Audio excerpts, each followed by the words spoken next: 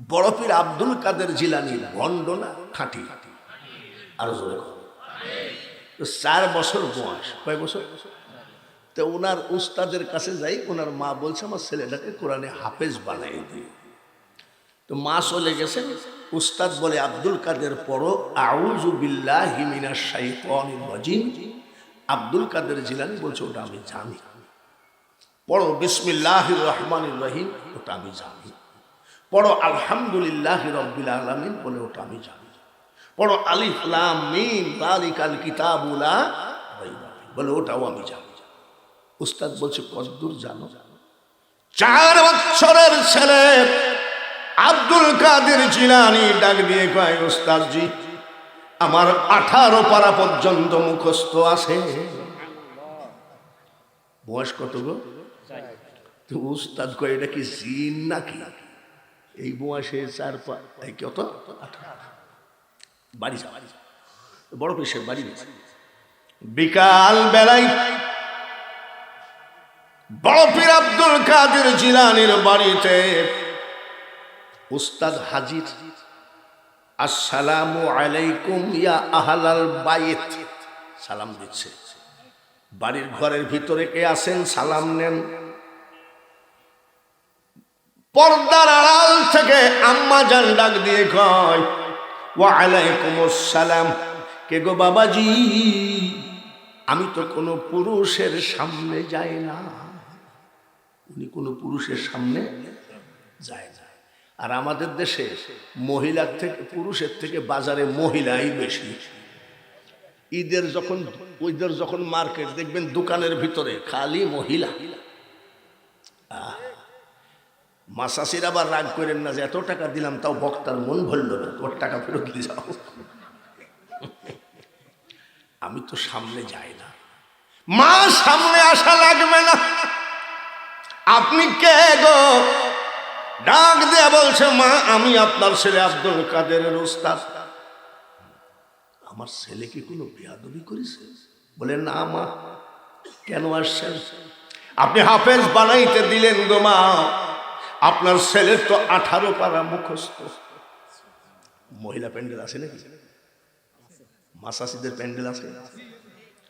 ভালো করে শোনো গো মা, মুসলিম জিন্দেগি এত সহজ কথা নয়।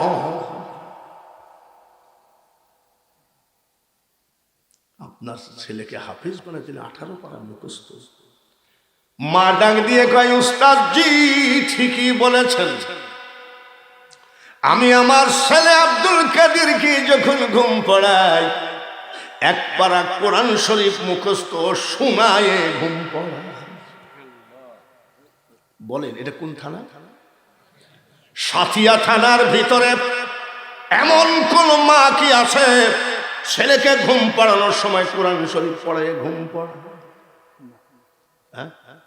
সভাপতি যখন বলেছে তো আবার আমার কি আগাডুম বাগাডুম ঘোড়াডুম এরকম করে না? ঘুমা বাঘ আসতেছে, ঘুমা শিয়াল আসতেছে। বাবা হাসিস কে? শুনিলে আজ মাল শোন। মা শাশিরা পর্দার আড়াল থেকে শোনো, যেসব মা ছেলেদেরকে বাঘের ভয় দেখায় ঘুম পড়াও, সেই ছেলে বিড়াল ছাড়া বাংলার বাঘ হবে না।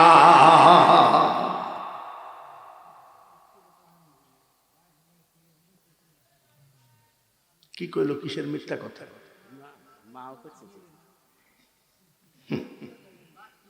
শোনো আগে, খালি এইটা নাকি জালনা দিয়ে ভূত আসতেছে ঘুমা। যখন ওরম করতে করতে ভূতের ভয় হয়ে যায় তখন ও হুজুরের কাছে যাই কয় তাবিজ দেন ছেলের গায়ে ভূত ধরেছে। যেখান যাবা হুজুর দরকার আছে, হুজুরদেরকে একবারে ধাক্কা মেরে ফেলাই দিও না। মাসাসিরা শুনে কত বছর বয়স? 4 বছরের আব্দুল কাদের জিলানী বলতেছে মা ঘুমের মধ্যে আমি শুনে ঘুম মুখস্থ করি নাই। কিভাবে মুখস্থ করলি তুই? 4 বছরের ছেলে বলে তুমি যখন পেটে ছিলা গো মা, যখন কোরআন শরীফ পড়তা পেটের ভিতর থেকে আমি সবগুলো মুখস্থ করে ফেলেছি। উনি হলেন মাদারজাত আউলিয়া। আর আমাদের কুষ্টিয়ায় কিছু পীর আছেন, একটু যে বুকে বুক মিলাবো, গাঁজার গন্ধে বুকের সাথে বুক মিলানো যায় না। যে কাপ ধরেছে সে চার দোকানে, সে কাপেও গাঁজার গন্ধ। আমি চার দোকানদার, গাঁজার গন্ধ কেন বলে বুঝেন না? এত সহজ নয় বাংলার জমিনের এত গজব কেন? যতই আমরা সাইজ করতে যাই বাংলা সাইজ হয় না। তবে মনে রেখে মেলা ঝামেলার পরে আসে একটা শান্তি। শান্তি আসবে ইনশাআল্লাহ। ভাইরা আমার, মা ডাবার দেখতে হবে, ঠিক কিনা? মাডা কেমন মা? ওনার আব্বা নদীর কিনারে যাইতে একটা ফলকে খাইছিল। ফলটা খাওয়ার সাথে সাথে বড় পীর সাহেবের আব্বা কোথায় সর্বনাশ, কার ফল খাইলাম, হিসাব দেওয়া লাগবে। কেমন হলো? ফামাই আমাল মিসকলা জাররাতিন শাররান ইয়ারা, জাররাতিন খায়রান ইয়ারা। যাররা যাররা হিসাব দিতে হবে, এই ভয়ে হিসাব দিতে হবে, এই ভয়ে চলে গেছে ফলের মালিকের বাড়ি। যাই বসে আছে ফলের মালিক আল্লাহর ওলি। আসসালামু আলাইকুম। ওয়ালাইকুম সালাম। কে তুমি? চাচা, কিছু মনে করবেন না, অমুক নদীর কিনারে আপনার একটা ফল গাছ আছে নাকি? বলে আমার ফল গাছ তুমি খুঁজে। বলে ভুল করে একটা ফল খেয়ে ফেলেছি, মাফ করে। বলে মাফ কি? তোমার বাপের ঘরের কথা না, সুযোগে সদ্ব্যবহার। চাচা মাফ করাই লাগবে। ফলের মালিক বলতেছে মাপ যদি পাইতে হয় 12 বছর আমার বাড়ি গোলামি করো। ফল কয়টা? কয় বছর গোলামি করলে মাপ হবে?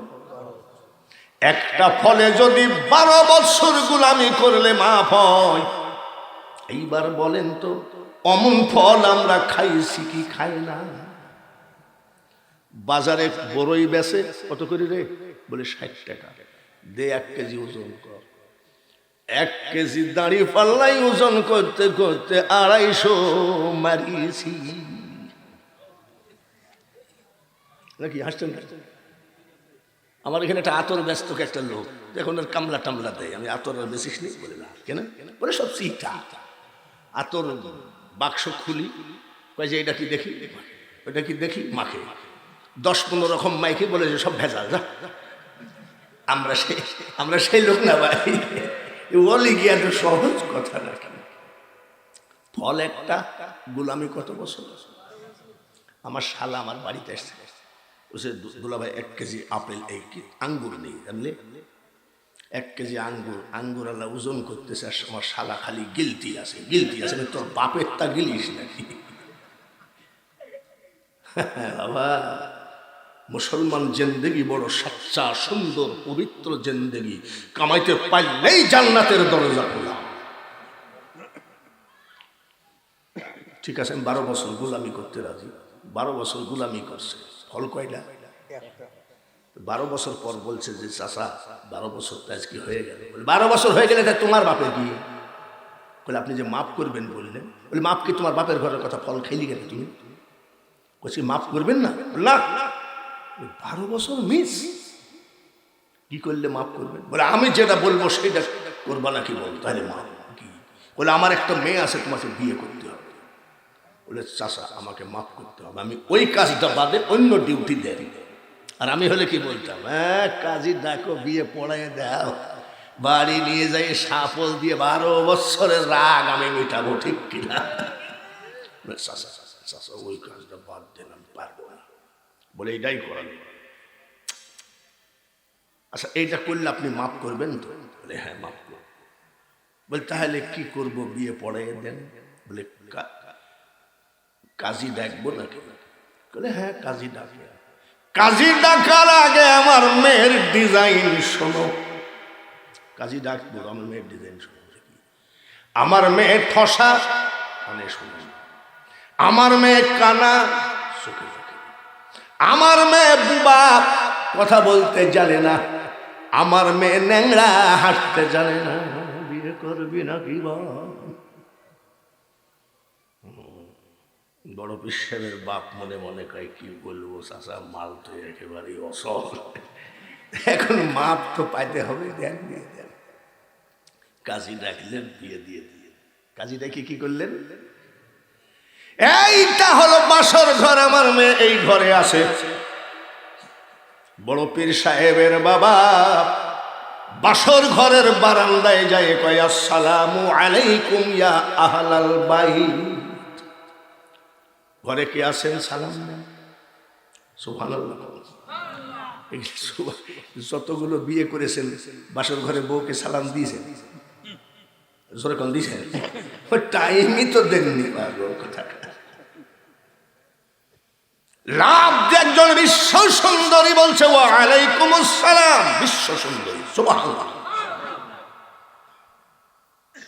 যাই দৌড়, শ্বশুর বলছে দৌড় মাইলি কেন? বলে আব্বা ভুল করে অন্য ঘরে ঢুকেছিলাম। বলে না, ওইটাই আমার মেয়ে।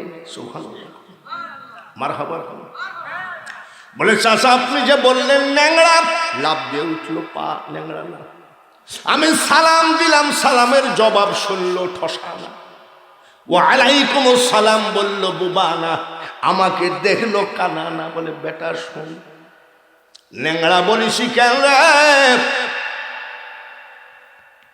আমার মেয়ে আমার বাড়ি ছাড়া পার্শ্বের বাড়িতেও কোনোদিন যায় না। বুবা বলেছি কেন রে? আমার মেয়ে আমার সাথে ছাড়া কোনো পুরুষের সাথে কথা বলে নাই। কানা বলেছি কেন রে? আমার মেয়ে আমাকে ছাড়া কোনো পুরুষকে চোখে দেখে নাই। ঠসা বলেছি কেন? আমার মেয়ে আমার কথা ছাড়া কোনো পুরুষের কথা কানে যায় না।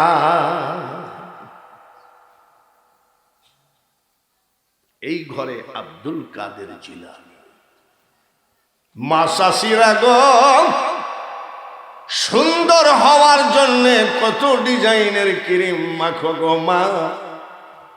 মনে রাখো, কালকে একটা গামলা দিয়ে কিছু দুবলা ঘাস ঢেকে রাখো। 1 মাস পরে গামলা উঠায় দেখবা ঘাসগুলো সাদা হয়ে গেছে। পর্দায় থাকো মা, পর্দায় থাকো, অপর পুরুষের যেন চোখ না লাগে। তোমার ইবাদত বন্দেগী চাল চলন সব সুন্দর হয়ে যাবে। তোমার পেটে হবে আল্লাহওয়ালা সন্তান। কষ্ট হচ্ছে নাকি? চলে আসেন বাগদাদ শরীফ থেকে আজমির, খাজা মঈনুদ্দিন চিশতি। আমার বয়স 78 বছর, 43 বছর আমার ওয়াজের বয়স। জিন্দেগিতে একটা মানুষকে আমি মুসলমান করতে পারলাম না। আর খাজা মঈনুদ্দিন চিশতি 90 লক্ষ অন্য জাতিকে মুসলমান বানিয়েছে। সুবহানাল্লাহ, জোরে বলেন নারায়ে তাকবীর।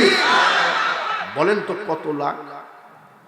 তো 90 লাখ লোককে মুসলমান বানাইছে। মা তো একটু আনন্দ ভিতরে আসে, ছেলেটা মিট করে হাসে।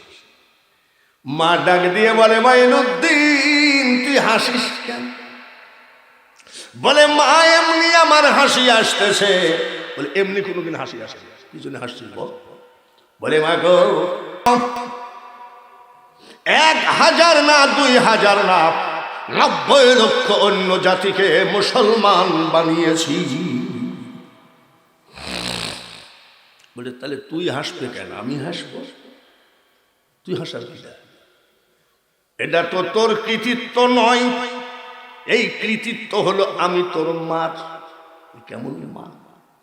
10 মাস 10 দিন পেটে ছিলি রে বেটা মঈনুদ্দিন।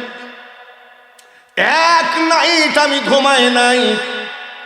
10 মাস 10 দিন আমি যাই না মাঝে চোখের পানি ঝরায় কানতে কানতে আল্লাহকে বলতাম, আল্লাহ আমার পেটে যে বাচ্চাটা আছে এই বাচ্চাকে বিশ্ব অলি বানায় দিও। মা কতদিন ঘুমাওনি? বলে 10 মাস 10 দিন আমি ঘুমাইনি, ফজর পড়ি ঘুমাইছি। তাই নাকি? বলে শুধু তাই? শোন, যতবার, যত দিন, যত মাস তুই আমার বুকের দুধ খালি রে বেটা, বিনা অজুতে আমি তোর মা, আমার দুধ তোর মুখে ঠেকায় না।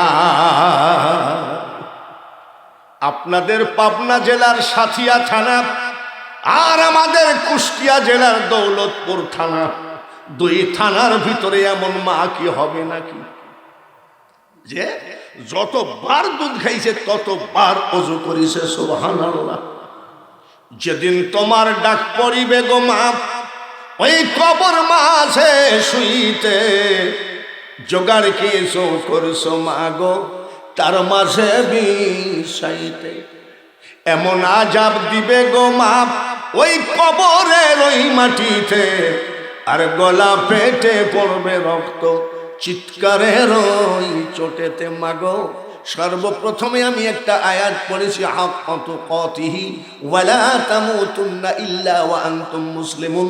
প্রকৃত মুসলমান না হয়ে কবরে এসো না। কবি নজরুল বলেছে, তুমি যখন এসেছিলে ভবে কেন্দেছিলে তুমি, হেসেছিল সবে, এমন জীবন করিও গঠন, হাসিবে তুমি তোমার জন্যে কান্দিবে ভুবন। লা ইলাহা ইল্লাল্লাহ, সবাই লা ইলাহা, জোরে লা ইলাহা, লা ইলাহা ইল্লাল্লাহ মুহাম্মাদুর রাসূল। খাজা মঈনুদ্দিন চিশতি যখন মারা গেলেন, ওই মার সন্তান যখন মারা গেলেন, হেলিকপ্টার হয় না, ফ্লাইট হয় না, ঘোড়ার গাড়ি, গরুর গাড়ি, হিরো হোন্ডা বাইসাইকেল কিছুই হয় নাই। ওই টাইমে খাজা মঈনুদ্দিন চিশতির জানাজায় 16 লক্ষ লোক জমায়েত হয়েছিল।